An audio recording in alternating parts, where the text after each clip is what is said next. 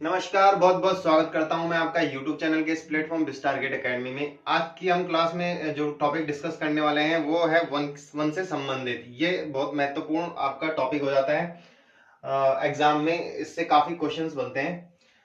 ये चैप्टर थोड़ा सा लंबा भी है, जिसमें कि हम वन पढ़ेंगे, फिर वन आंदोलन पढ़ेंगे, उसके बाद वन रिपोर्ट भी इसी के अंदर पढ़ेंगे। और आपके जो संरक्षित क्षेत्र है, जैसे राष्ट्रीय उद्यान हो गए, पशु विहार हो गए, ठीक है। तो ये सब हम इसी के अंदर कवर करने वाले हैं। तो चलिए स्टार्ट करते हैं। देखिए वन आपको पता ही है। देखिए जो वन होते हैं वो हमारे लिए क्यों महत्वपूर्ण होते हैं ये बताने की जरूरत नहीं है। हम सीधा आते हैं अपने पॉइंट पे कि देखिए हम जो वन है ना उनको हम ऊंचाई की दृष्टि, देखिए हम ये जो पढ़ेंगे ये उत्तराखंड के परिप्रेक्ष्य में पढ़ेंगे, ठीक है। ये भारत के परिप्रेक्ष्य में नहीं है। ये जो वनों के प्रकार हम पढ़ेंगे कि उत्तराखंड में किस किस प्रकार के वन पाए जाते हैं, तो ये हम पढ़ेंगे उत्तराखंड के परिप्रेक्ष्य में। तो उत्तराखंड के परिप्रेक्ष्य में जो हम वन पढ़ेंगे उनको हम पढ़ेंगे ऊंचाई के आधार पर कि कितनी कितनी हाइट पे कैसे कैसे वन पाए जाते हैं। तो ऊंचाई के आधार पर बेसिकली 8 प्रकार के वन पाए जाते हैं, जिसमें कि होता है आपके उपोष्ण वन, उष्ण कटिबंधीय शुष्क वन, फिर उष्ण कटिबंधीय वन, पतझड़ वन, और फिर आपके आ जाते हैं उससे और ज्यादा हाइट पे जाएंगे तो जैसे कोणधारी वन हो गया आपके, फिर एल्पाइन हो गए, ठीक है। एल्पाइन, फिर इसकी एल्पाइन झाड़ियां, फिर लास्ट में टुंड्रा। इस तरीके से 8 हम पढ़ने वाले हैं। तो सबसे पहले देख लेते हैं उष्ण कटिबंधीय वन, उपोष्ण कटिबंधीय वन। सबसे पहले देख लेंगे उपोष्ण कटिबंधीय वन। देखिए ये जो वन मिलते हैं ये मिलते हैं 750 से लेके 1200 मीटर की ऊंचाई पर, यानी कि शिवालिक क्षेत्र में ये पाए जाते हैं, ठीक है। शिवालिक क्षेत्र की ये हाइट होती है, वहां पर ये पाए जाते हैं। कौन कौन से? साल हो गया, बांस हो गया, सेमल और हल्दू। इस टाइप के वन कहां पर पाए जाते हैं? ये उपोष्ण कटिबंधीय क्षेत्र पर। उसके बाद बात करते हैं उष्ण कटिबंधीय शुष्क वन और उष्ण कटिबंधीय आर्द्र पतझड़ वन। ये दोनों एक ही हाइट में पाए जाते हैं, लेकिन इनमें डिफरेंस क्या होता है? ये शुष्क वन तो वहां पर होते हैं जहां पर बारिश बहुत ज्यादा कम होती है, और ये वहां पे होते हैं जहां पर मानसूनी होता है, यानी कि मानसून आता रहता है, ठीक है। मानसून पे होते हैं, पतझड़ का मौसम आता है, फिर बारिश का मौसम आता है, ठीक है। तो ये वहां पर पाए जाते हैं। जो उष्णकटिबंधीय शुष्क वन है वो 1500 मीटर से कम हाइट पर जामुन, बेर, सेमल यानी कंटीले वन पाए जाते हैं, ठीक है। उसके बाद पतझड़ वन में जो आपके दून घाटी क्षेत्र हो गया, ठीक है, शिवालिक हो गया, यहाँ पर ये पाए जाते हैं। इसमें थोड़ा सा डिफरेंस है, ये कम हाइट में पाए जाता है, ये थोड़ा ज्यादा हाइट तक पाए जाते हैं। तो इसमें ये वो वाले क्षेत्र है जहां पर अधिक बारिश होती है, ठीक है, जैसे सागौन, सहतूत, साल, ये वहां पर पाए जाते हैं। उसके बाद कोणधारी वन। देखिए कोणधारी वन शिवालिक क्षेत्र से लेके और मध्य हिमालय का जो निचला वाला क्षेत्र है ये वहां तक पाए जाते हैं, ठीक है। जैसे ये उत्तराखंड है, आपको ये बता दूं मैं, ठीक है, ये उत्तराखंड है, ठीक है, इस तरीके से। तो ये इनके हाइट के हिसाब से है, ठीक है। तराई, फिर ये शिवालिक, ठीक है, ये भाबर हो गया, ये फिर ये तराई हो गया, ये भाबर, शिवालिक, मध्य हिमालय, बृहद हिमालय, और ये उसके बाद ट्रांस हिमालय, ठीक है। तो इस तरीके से ये इनकी हाइट के ऊपर बढ़ते जाते हैं, ठीक है। जैसे जैसे पहाड़ बढ़ेंगे उसी हिसाब से क्या होंगे, वनों के प्रकार हम देखेंगे। तो उसके बाद जो कोणधारी वन है ये आपने देखा होंगे कि शिवालिक क्षेत्र और मध्य हिमालय क्षेत्र के जो निचला वाला स्तर है वहां तक ये पाए जाते हैं, 900 से 1800 मीटर तक। और सबसे ज्यादा प्रधानता आपको पता है चीड़ की वृक्ष की होती है। उसके बाद नेक्स्ट देख लेते हैं पर्वतीय शीतोष्ण वन, यानी कि ठंडे इलाकों में पाए जाते हैं, मध्य हिमालय के क्षेत्र में जहां पर बर्फ पड़ती है, ठीक है। मतलब पिघलती ज्यादा तौर पे बर्फ पड़ती रहती है, ठीक है, ठंडियों में। तो यहाँ पर जो मिलते हैं स्प्रूस हो गया, सिल्वर फर, देवदार, ठीक है, साइप्रस, ये वहां पर पाए जाते हैं। अब ये वाले वन उप एल्पाइन तथा एल्पाइन वन ये पाए जाते हैं आपके 2700 मीटर से अधिक हाइट पर, यानी कि जहां पर ज्यादातर बर्फ पड़ी रहती है, ठंडे इलाकों में जहां पर बहुत ज्यादा ठंडा होता है वहां पर ये पाए जाते हैं। जैसे सिल्वर फन, ब्लू पाइन, देवदार, आपने देखना है बहुत सुंदर सुंदर ये वृक्ष होते हैं, ठीक है, जहां पर बर्फ पड़ती है। उसके बाद नेक्स्ट दो देख लेते हैं। देखिए उसके बाद ये अल्पाइन झाड़ियां और टुंड्रा वनस्पति आर्टवर्क, ठीक है।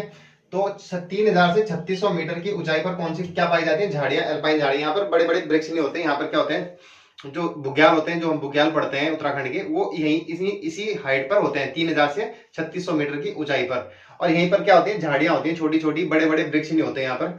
तो जो झाड़ियां होती हैं और जो बुग्याल होते हैं वो इसी हाइट पर मिलते हैं, इसलिए इसको क्या बोलते हैं, अल्पाइन झाड़ियां और घास के मैदान, ठीक है। उसके बाद इससे और हाइट पर, यानी कि 3600 से लेकर 4800 मीटर की हाइट पर वहां पर कुछ होता ही नहीं है, वहां पर क्या होती है, छोटी छोटी छोटी मोटी घास, वो भी बिल्कुल नाम आती है। उसके बाद काई लिचेन, ठीक है, ये काई है। इस तरह की टुंड्रा वनस्पति पाई जाती है। ये मतलब ये घास में भी नहीं आती, ठीक है। तो इस तरीके की वनस्पति पाई जाती है, क्योंकि यहाँ पर क्या होता है, टेम्परेचर बहुत ज्यादा ठंडा होता है, तो इस वजह से यहाँ पर वनस्पति नहीं उग पाती है। तो ये कुछ वनस्पतियां हैं, घास, काई, लिचेन, इस टाइप की वनस्पति यहाँ पर पाई जाती है, ठीक है। उसके बाद अब हम नेक्स्ट पढ़ लेंगे वन रिपोर्ट कि जो हमारी अभी 17वीं वन रिपोर्ट आई थी, उसमें क्या क्या, कौन कौन से, कितना कितना क्षेत्रफल वनों का है। और पहले हमें देखेंगे कि जो वन क्षेत्रफल वन है वो किस तरीके से डिस्ट्रीब्यूट होता है, यानी कि वन विभाग के अंदर कितना प्रतिशत आता है, उसके बाद राजस्व विभाग के अंदर, उसके बाद पंचायत, वन पंचायत के अंदर, और निजी वन, ठीक है, ये देखेंगे। उसके बाद हम पढ़ेंगे फिर वन रिपोर्ट। अब देखिए, पहले हमने पढ़ा ऊंचाई के आधार पर वनों का विभाजन। अब देखिए, प्रशासनिक सुविधा के आधार पर हम वनों को 4 प्रकार से विभाजित करते हैं, ठीक है। एक तो होते हैं वन विभागाधीन, ठीक है। दूसरा होता है राजस्व विभागाधीन। तीसरा वन पंचायत और यानी निजी विभागाधीन, ठीक है। वन पंचायतों के अंदर जो वन होते हैं 70.46% वन टोटल। मान लीजिए ये उत्तराखंड है, ठीक है, ये उत्तराखंड है। तो इसका जो टोटल 70, इसमें जो टोटल वन होंगे उसका 70% किसके पास है, वन विभागाधीन के पास है। और राजस्व विभागाधीन के पास है 13 कितना है, 76, 13.76, ठीक है। 13.76% किसके किसके अंडर है, राजस्व विभागाधीन, यानी कि जहां पर तहसील होंगी, ठीक है, उसके अंडर में कौन कौन से आते हैं, 13% भाग अपने राजस्व विभागाधीन। उसके बाद वन विभागाधीन के अंदर आते हैं लगभग 15%, 15.32%, ठीक है। और निजी के अंदर आते हैं 0.46। ये वो वाले वन है जो, ये तो देखिए वन पंचायत यानी जहां ग्राम पंचायत होंगी वहीं वन पंचायत भी होंगी, ठीक है। तो ये इनके अंडर में आते हैं, ठीक है, यानी कि 15.32%। जो गांव है वहां पे क्या होता है, वन पंचायतें होती है, ठीक है। और ये निजी हो गए, यानी कि जहां आपके गांव होंगे, आपके पर्सनल वन होंगे, ठीक है, आपके घर के आगे होंगे, आपके खेत में होंगे, ठीक है। तो ये कौन से हो गए, 0.46% वन। तो इस तरीके से ये पूछ लेता है कभी भी क्वेश्चन एग्जाम में कि वन पंचायत के अधीन कितने प्रतिशत वन आते हैं। और यहीं से क्वेश्चन में आता है कि वन विभागाधीन के अंदर, वन विभाग के अंतर्गत सबसे ज्यादा वन क्षेत्रफल किसका है, ठीक है। वन पंचायत के अंदर निजी वन तो नहीं पूछता, खैर वन विभागाधीन के अंदर पूछता है। एक होता है रिकॉर्डेड क्षेत्रफल। रिकॉर्डेड क्षेत्रफल होता है टोटल वन, ठीक है, टोटल वन। रिकॉर्डेड क्षेत्रफल में कौन सा आ जाता है, टोटल वन, ठीक है। तो चलिए देख लेते हैं, जिसमें सारे वन आते हैं, निजी, ये सब टोटल वन आ जाते हैं, ठीक है। तो वो रिकॉर्डेड क्षेत्रफल हो गया। और ये वन विभागाधीन अंदर, जो वन विभाग के अंदर आते हैं, राजस्व विभाग के अंदर 13%, वन पंचायत के अधीन 15%, ठीक है, निजी वन के अंदर 0.46%। आइए अब डिस्कस कर लेते हैं जो उत्तराखंड में प्रमुख औषधियां पाई जाती हैं, उनके बारे में देख लेते हैं। देखिए, उत्तराखंड को चरक संहिता में क्या कहा गया है, उत्तराखंड को चरक संहिता में कहा गया है वानस्पतिक बगीचा, ठीक है, वानस्पतिक बगीचा किसमें, चरक संहिता में। और हिमालय को कहा गया है हिमवंत औसत भूमि नाम, ठीक है। हिमालय को क्या कहा गया है चरक संहिता में, हिमवंत औसत भूमि नाम। उसके बाद इस उत्तराखंड में 500 से अधिक प्रकार की यहाँ पर जड़ी बूटियां पाई जाती हैं, जिसमें कि जो जो कुछ खास इंपॉर्टेंट है, जो कि महत्वपूर्ण है रोगों के उपचार के लिए, जिसमें झूला है। झूला ये मसाले की तरह होता है, ठीक है, मसाले में यूज होता है, सॉरी। 5500 से मतलब ज्यादा हाइट में पाया जाता है, बृहद हिमालय की उसमें पाया जाता है रेंज में। और सांबर, गरम मसाला, इन सभी में इसका यूज होता है। उसके बाद जो प्रथम ग्रेड का जो झूला है वो फ्रांस को निर्यात किया जाता है। ब्राह्मी ये हरिद्वार में मिलती है, बुद्धिवर्धक मतलब औषधि है, ठीक है, मतलब जिससे बुद्धि तेज होती है। घिंगारू, घिंगारू आपने सबने देखा होगा, लाल कलर का एक फल होता है, छोटा छोटा सा। वो किसके लिए यूज होता है, किसके लिए लाभकारी होता है, हृदय रोग के लिए लाभदायक होता है। उसके बाद सिकाकाई, ये भी शैम्पू के लिए, भीमल शैम्पू के लिए, ये सब आप जानते होंगे। बिच्छू, इससे कौन परिचित नहीं होगा, एनीमिया रोग के उपचार के लिए क्या होता है, महत्वपूर्ण होता है। उसके बाद धेंकल, ये गठिया रोग के लिए। और किलमोड़ा, देखिए अमेज के विकल्प के रूप में यूज किया जाता है, छोटे होते हैं। उसके बाद धुनेर, धुनेर से कई क्वेश्चन आ रखा है कि धुनेर किस कैंसर कौन सा है मिलता है, तो टक्साल नामक मिलता है। देखिए, जो अमेरिका में इसी प्रजाति का एक पौधा होता है, ठीक है, धुनेर की प्रजाति का एक पौधा होता है, उसमें क्या है, अमेरिकाओं ने क्या खोजा, कैंसर के लिए टक्साल नामक रसायन खोजा है, ठीक है। उसके बाद बात करते हैं जड़ी बूटी संग्रहण से संबंधित सारे कार्य, उनको देख लेते हैं। देखिए 1903 ईस्वी में बेलोडेना की खेती स्टार्ट होती है, कहां पर, कुमाऊं में, ठीक है, लिख लेना, यहाँ पर कुमाऊं में स्टार्ट होती है, कुमाऊं में स्टार्ट होती है, ठीक है। उसके बाद बायोडीजल के लिए जैट्रोफा की खेती, ठीक है, ये इंपॉर्टेंट होता है। और औषधीय पौधों का संग्रहण के लिए 1982 के अधिनियम के तहत, यानी कि जो 1982 ये जो इनका संग्रहण होता है जड़ी बूटियों का, ये किस अधिनियम के तहत इनका संग्रहण होना शुरू हुआ? 1982 में अधिनियम आया था वन्य जड़ी बूटी संग्रहण हेतु, ठीक है। राज्य को हर्बल स्टेट घोषित किया गया है, ये तो आपको पता ही है। उसके बाद इनके विपणन के लिए कुछ मंडियां स्थापित की गई हैं, जैसे ऋषिकेश हो गया, टनकपुर हो गया, रामनगर हो गया, ठीक है। ये क्या है, इनके मंडियां, मतलब अब जड़ी बूटियां हैं तो इनको बेचने के लिए भी तो कुछ चाहिए, तो स्पेशल इनके लिए मंडियां स्थापित की गई हैं ऋषिकेश, टनकपुर और रामनगर में। 300 से अधिक उद्योग कहां पर लगाए गए हैं? हरिद्वार में, ठीक है। कितने क्या है उद्योग, और 100 से अधिक उद्योग देहरादून में लगाए गए, ठीक है, इनके विपणन के लिए, ठीक है, इनकी आगे के लिए। आगे डिस्कस कर लेते हैं जो कि प्रमुख संस्थान है, उसके बाद डिस्कस करेंगे जो कि शोध संस्थान है, ठीक है, जड़ी बूटियों से रिलेटेड जितने भी उद्योग लगाए। देखिए इंडियन ड्रग्स फार्मास्यूटिकल लिमिटेड, ये आपका ऋषिकेश में है, ऋषिकेश जो कि पड़ता है आपका देहरादून। देखा जाए तो ऋषिकेश जो है वो 3 एरियो को मिला के बनाया, जैसे टिहरी, देहरादून और पौड़ी गढ़वाल। देखिए जो मेडिसिन फार्मास्यूटिकल लिमिटेड है, इंडियन मेडिसिन फार्मास्यूटिकल लिमिटेड, ये है आपका, देखिए मेडिसिन, मौ से मेडिसिन और मौ से मोहन, ठीक है। मोहन कहां पर? अल्मोड़ा में, ठीक है। उसके बाद बात करते हैं Indian institute of Ayurvedic for drug research, ठीक है, Indian institute Ayurvedic for drug research, ये आपका ताड़ीखेत, अल्मोड़ा, ठीक है, राइट। उसके बाद कोऑपरेटिव ड्रग फैक्ट्री, देखिए कोऑपरेटिव जो ड्रग फैक्ट्री है वो है आपकी रानीखेत में, ठीक है, रानीखेत जो कि पड़ता है आपके अल्मोड़ा में, रानीखेत अल्मोड़ा, कौन सी? Cooperative drug factory Almora. उसके बाद बात करते हैं कुमाऊं मंडल और गढ़वाल मंडल, ये नैनीताल में कुमाऊं मंडल और गढ़वाल मंडल आपका पौड़ी गढ़वाल में, ठीक है। उसके बाद बात करते हैं अब जो शोध संस्थान है, यानी कि जड़ी बूटियों के ऊपर जो शोध होते हैं उससे रिलेटेड जो संस्थान है, उसमें से सबसे पहले उच्च स्तरीय पौध शोध संस्थान, ये आपका श्रीनगर में, ठीक है, उच्च स्तरीय, श्रीनगर कहां? पौड़ी गढ़वाल में, ठीक है। उसके बाद बात करते हैं जड़ी बूटी शोध संस्थान। देखिए जो जड़ी बूटी शोध संस्थान है वो है आपका गोपेश्वर चमोली में, उच्च स्तरीय तो है आपका श्रीनगर में, और जो जड़ी बूटी शोध संस्थान है ये आपका गोपेश्वर चमोली। उसके बाद बात करते हैं औषधीय सुगंधित पौध शोध संस्थान, यानी कि सीमैप, सीमैप के नाम से पूछा जाता है कई बार एग्जाम में, ठीक है, सीमैप, ये कहां पे है आपका? ये है आपका पंतनगर में, ठीक है, ये है आपका पंतनगर में। उसके बाद नेक्स्ट देख लेते हैं, 3-4 और रहेंगे। उसके बाद देख लीजिए रसायन विभाग एवं वनस्पति विभाग, ये है आपका श्रीनगर में, ठीक है, ये है आपका श्रीनगर में। नेक्स्ट आपका वन अनुसंधान संस्थान, ये देहरादून में,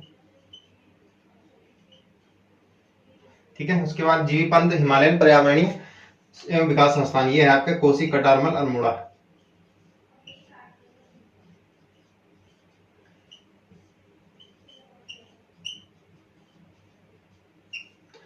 ठीक है।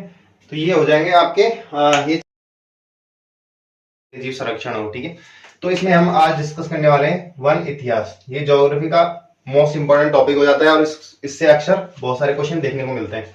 देखिए बात करते हैं वन इतिहास की, तो जब जंगलों में जो वन थे, कभी उसमें कोई मतलब प्रॉपर एक रूल नहीं आया था, अधिनियम नहीं आए थे, तो अंग्रेजों के टाइम पे इन्होंने क्या करा, इसके लिए अधिनियम लेके आए, ठीक है, और इसके लिए एक वन विभाग की स्थापना करी इन्होंने 1864 ईस्वी में, 1864 ईस्वी में इन्होंने वन विभाग की स्थापना की, और इसके प्रथम महानिरीक्षक बनाए डॉक्टर डिट्रिस बैंड्रिस, ठीक है, डॉक्टर डिट्रिस बैंड्रिस, ठीक है। और उसके बाद जब ये तो भारत में इसकी स्थापना हुई, कहां पर? भारत में 1864 ईस्वी में, लेकिन उसके बाद कुमाऊं में हुई इसकी 1868 ईस्वी में, 1868 ईस्वी में कुमाऊं में हो गई। उसके एक साल बाद 1869 में कहां पर हुई? गढ़वाल में। ठीक है। और जो ये टिहरी होती है, क्योंकि टिहरी में तो रियासत थी, राजा का रूल था, तो वहां पे थोड़ा लेट होती है, 1885 ईस्वी में। ठीक है। उसके बाद इसके तौर पर जो वन विभाग, इसके लिए एक स्कूल की स्थापना की गई, फॉरेस्ट स्कूल ऑफ देहरादून। ठीक है। ये की गई 1878 में, और इसका नाम बदलकर 1906 में कर दिया गया FRI, फॉरेस्ट रिसर्च इंस्टीट्यूट। ठीक है, FRI। ठीक है, लिख लेना, फॉरेस्ट रिसर्च इंस्टीट्यूट। उसके बाद वन अधिनियम, अब इसमें कुछ अधिनियम आते हैं, ठीक है, संशोधित हो गए। तो पहला जो अधिनियम आता है वो 1878 में, जिसमें कि वनों को दो श्रेणियों में रखा गया, एक संरक्षित और एक आरक्षित। उसके बाद वन अधिनियम 1927 आता है, जिसमें कि इसको तीन श्रेणियों में बांटा गया, एक आरक्षित, एक संरक्षित और एक ग्रामीण वन। ठीक है, इन तीन श्रेणियों में बांटा गया। उसके बाद वन अधिनियम संशोधन 2017 आता है, जिसमें कि बांस के वृक्ष को जो घास जो बांस को जो वृक्ष की श्रेणी में रखा गया था, उसको वहां से हटाकर कहां रखा गया था? यहाँ रख दिया गया, कहां पे? घास की श्रेणी में। ठीक है, इसका रीजन भी है क्योंकि जो जंगलों में जो आदिवासी होते हैं, ठीक है, वो फिर इसको काटने में दिक्कत होती है, क्योंकि जब ये वृक्ष की श्रेणी में होता है और उनका ये व्यापार का मुख्य साधन होता है, क्योंकि उससे बहुत सारी चीजें हस्तशिल्प वो चीजें बनाते हैं। ठीक है, जैसे टोकरा होगा, मोस्टा हो गया, इस तरीके की चीजें, तो उसमें दिक्कत होती थी उनको काटने में, वो काट नहीं सकते थे, तो इसको फिर कहां रख दिया गया? श्रेणी में, घास की श्रेणी में। ठीक है, अब इसके आगे देख लेते हैं कि जो वन आंदोलन हुए उत्तराखंड में, वो हमारे लिए ज्यादा इंपॉर्टेंट हो जाता है, क्योंकि हमें उत्तराखंड पढ़नी है, तो उसी के दृष्टि से हमें इसको पढ़ना होगा। ठीक है, तो चलिए वन आंदोलन पढ़ लेते हैं एक एक करके। चलिए वन आंदोलन देख लेते हैं एक एक करके। सबसे पहला देख लेते हैं तिवाड़ी और रवाई वन आंदोलन। ठीक है, ये हुआ था आपके जब टिहरी नरेश पवार वंश के शासक थे। 30 मई 1930 ईस्वी को ये घटना हुई, जब कुछ आंदोलनकारी वनों के कटाई के विरोध में क्या कर रहे थे? आंदोलन कर रहे थे। तभी जो इनका दीवान था, इनका नरेंद्र शाह का जो दीवान था,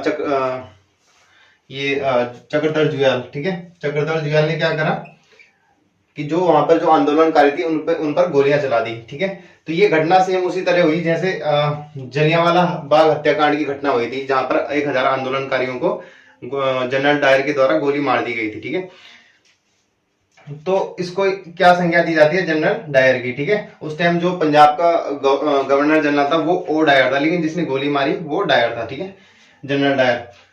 तो उस टाइम जो ये घटना हुई थी, उस टाइम नरेंद्र शाह थे, 1930 ईस्वी की। तो ये घटना होती है 30 मई 1930। इसकी डायरेक्ट पूछी जाती है इसमें से कि ये घटना कब हुई और ये इसको किसकी संज्ञा दी जाती है, और इस टाइम उसका दीवान कौन था या जिसने गोली चलाई थी। ठीक है, उसके बाद चिपको आंदोलन को देख लेते हैं। चिपको आंदोलन के जो कर्ता धर्ता है वो है आपके चंडी प्रसाद भट्ट और सुंदरलाल बहुगुणा। इन दोनों ने चंडी प्रसाद भट्ट ने महिला मंगल दल का गठन किया था, जिसकी अध्यक्ष थी गौरा देवी। ठीक है, ये आंदोलन हुआ था 1772 में। इसकी स्थापना होती है महिला मंगल दल की, और उसकी अध्यक्ष चुनी जाती है गौरा देवी, और ये सबसे बड़ी आंदोलनकारी थी, इस आंदोलन को लीड करने वाली। ठीक है, तो इस जो आंदोलन को लीड किया था वो किया था गौरा देवी ने।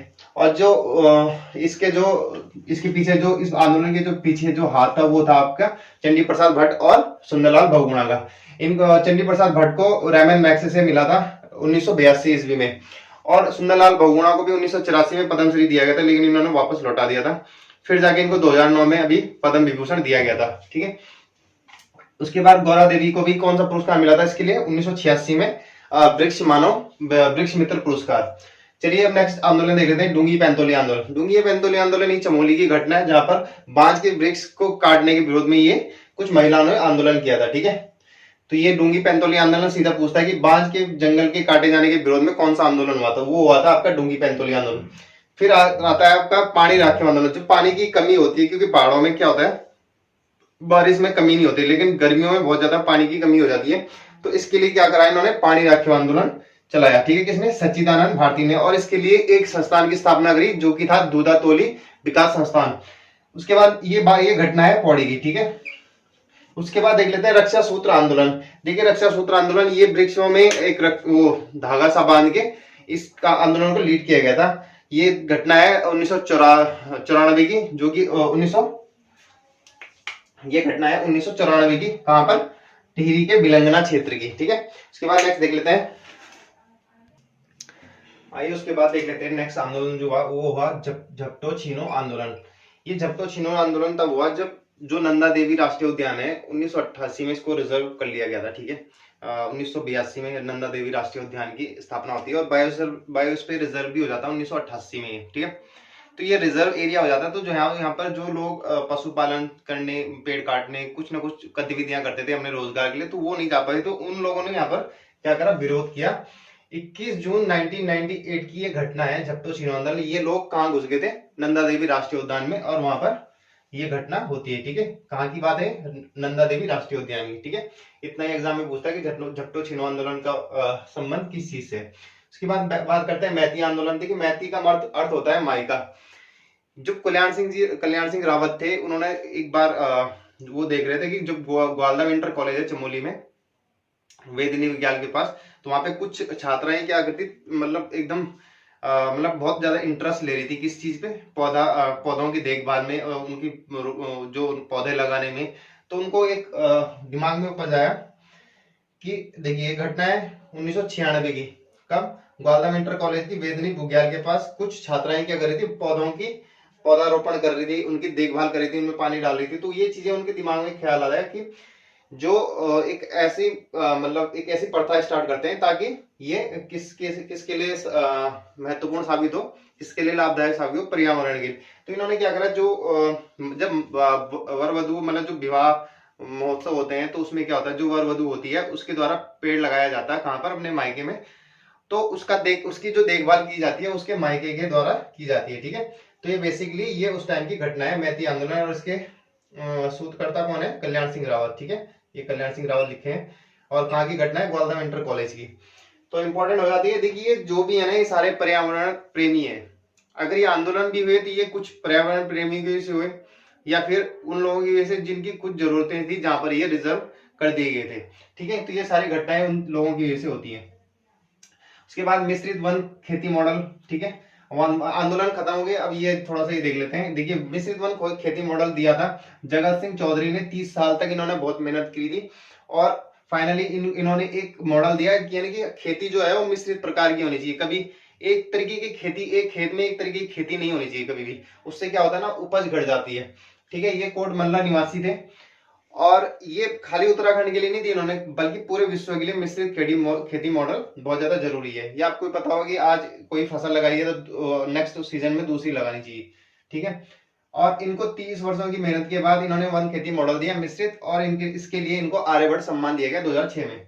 उसके बाद बात करते हैं वृक्ष मानव के नाम से जाने जाते हैं विश्वेश्वर दत्त सकलानी। ये बहुत बार क्वेश्चन आ रखा है एग्जाम में, और 1949 से ये पौधारोपण कर रहे हैं, ठीक है। यहाँ लिखने का पौधारोपण, पौधे लगा रहे हैं। नेक्स्ट देख लेते हैं वन पंचायत। देखिए वन पंचायतों का गठन बहुत बार एग्जाम में पूछा है कि 1931 में इसकी स्थापना होती है वन पंचायतों की, जिसमें से कि 9 सदस्य होते हैं। 9 सदस्यों में से चार महिलाओं का होना अनिवार्य है, यानी कि जो इनको दिया गया रिजर्वेशन वो 50% रिजर्वेशन दिया गया है, किसमें, वन पंचायतों में। और बात कर लेते हैं इको टास्क फोर्स, यानी कि जो भी भूतपूर्व सैनिक है उनको रोजगार देने के उद्देश्य से और वनों में वृद्धि हो, इसके लिए इन्होंने इको टास्क फोर्स का गठन किया 2008 और 2009 में, ठीक है। तो ये कुछ इस तरीके से हमने डिस्कस कर लिया वन आंदोलन और इससे जितने भी इंपॉर्टेंट पॉइंट थे। नेक्स्ट क्लास में हम डिस्कस करने वाले हैं 6 तो राष्ट्रीय उद्यान है, 7 आपके पशु विहार है शायद, और आपके 2-3 संरक्षण क्षेत्र है, आरक्षित संरक्षण क्षेत्र 3 है या 5 है, ठीक है, देख लेंगे। चलिए फिर इस क्लास को यहीं समाप्त करते हैं, मिलते हैं नेक्स्ट क्लास में, तब तक के लिए धन्यवाद, जय हिंद।